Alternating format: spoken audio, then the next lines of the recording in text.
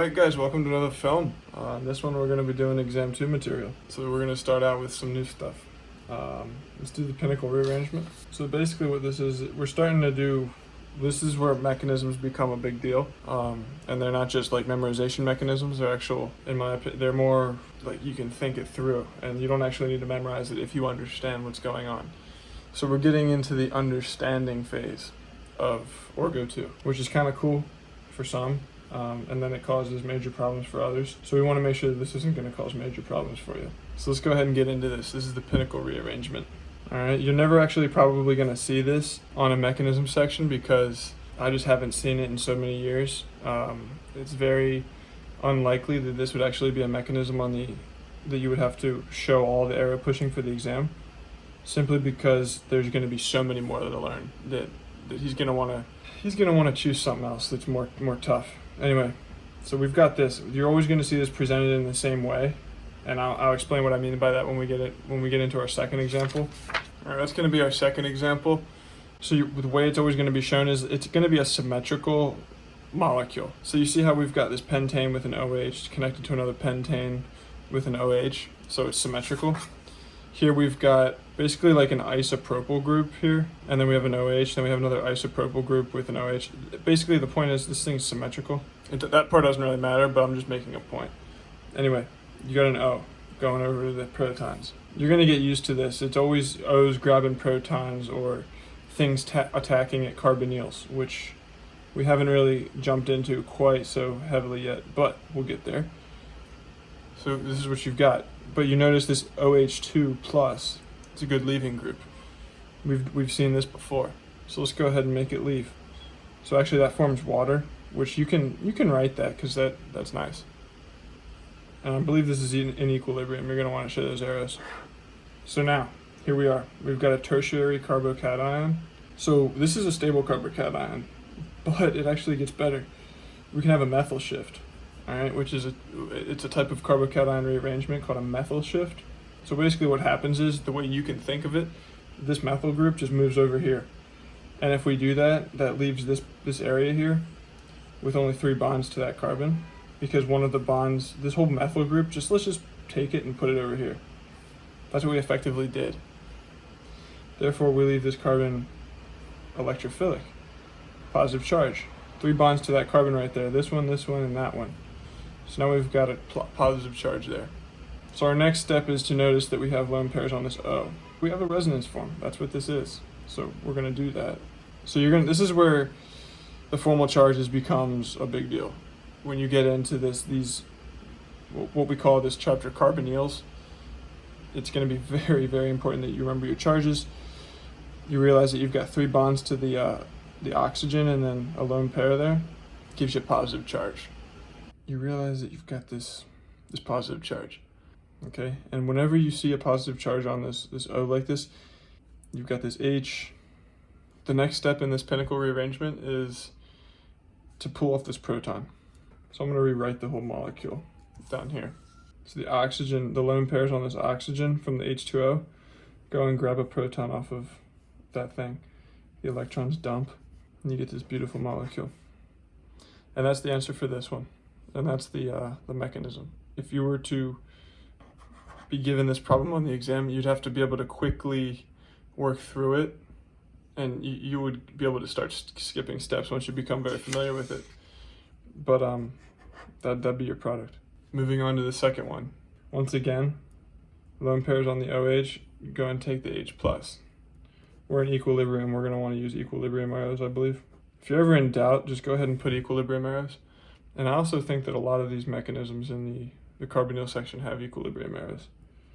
So you really, for this exam, it really won't hurt, I don't think, if you put your equilibrium arrows in anywhere or everywhere. But that's not a hard and fast rule, of course. But if you're ever in doubt, it's like, okay, you have an OH2, you got your water leaving, go ahead. This is where we run into problems. We had this water leave, so it forms H2O. You can draw this just for yourself to help you kind of visualize, remember what's going on. Now we have this. So sometimes this trips up students. What we have actually here is a ring expansion. Okay, so we're going to do a little side note for this one. First of all, I just want to differentiate between, which one of these can do a ring expansion. okay? And which one cannot. For example, you know that the goal here, we can tell that the goal is to form the, the six-membered ring, because that's what you guys learned in Orgo 1. The question becomes, which one of these structures can we do that with? So let's just, for example, let's try this one. All right, so I have this molecule drawn here, and this is going to help us understand the ring expansion. The trick, what I want to explain here is the difference between, like, say, this example, which shows this, and then this example, which shows the carbocation right here. So the question that we have here is which one of these can do a proper ring expansion? And this is going to be crucial in understanding the Pinnacle rearrangement mechanism that I had over there. So let's first notice that we have a hydrogen here. All right, 1, 2, 3, 4 bonds to that carbon. The way the ring expansion works is this bond will break. So this is a broken bond, and then this bond will form the dotted line. So we're breaking a bond between carbon 1 and 3, if you can see the numbers, and we're forming a bond between carbons 1 and 2. Well, you know that your structure is going to have to be 6-membered ring, so you can go ahead and just draw that. Don't try to, like, unfold this in your head. That makes no sense, at least for me. So let's think about this now. So this bond broke, and then it reformed another bond. So nothing ever, like, left this bond. No bonds ever left this carbon. It broke one, but it also reformed one. So it's, like, all good, meaning there's no positive charge that's going to go here, because it broke one and now it's reforming one, so it's neutral. We wouldn't put the positive charge on this carbon. However, this is what the point that I want to make is, when you break this bond and you reform this one's being broken. So actually the bond between 1 and 3 is totally broken. That means there's no more bond, which means that this carbon number 3, only has 3 bonds to it. 1, 2, 3. So therefore, that's actually the one that's going to have the plus charge once the ring expansion occurs. So let's check this out in motion. I'm numbering these carbons to make it easy. I encourage you to do the same. So like I said, the positive charge is going to be on the number 3. So say, for example, you were given this one, and the question is, can this do a ring expansion? And the answer would be no. Let's try and figure out why. Say, for example, we try to do the same thing, where we break this bond and reform this one. So let's just say 1, 2, 3, 4, 5, and 6. Say we break the bond again between 1 and 3, and then we try to reform one between 1 and 2. We run into big issues here, because this carbon, number 3, already had a positive charge on it, meaning the only bonds that it had were 1, 2, and 3. There was no hydrogen on there to begin with. So therefore, if we break this bond, there's only 2 bonds on carbon 3, and I think that's a big problem. So the answer is we don't even consider that, because if we did, then this would have like a double positive charge on that carbon 3, which makes no sense. So what you could do is, if this isn't really making a whole lot of sense, memorize that this structure can do the ring expansion, and this structure cannot do a ring expansion. So let's get back to the real problem. The reason I wanted to make that point is because you look at this molecule. For some of you it might be obvious, but for me, I actually kind of forgot my Orgo 1 stuff and I had to relearn this. But if you kind of break this down, you can kind of see that half this thing looks like that, but then the other half. So you thought about it like this. Take that part that I outlined, put it there.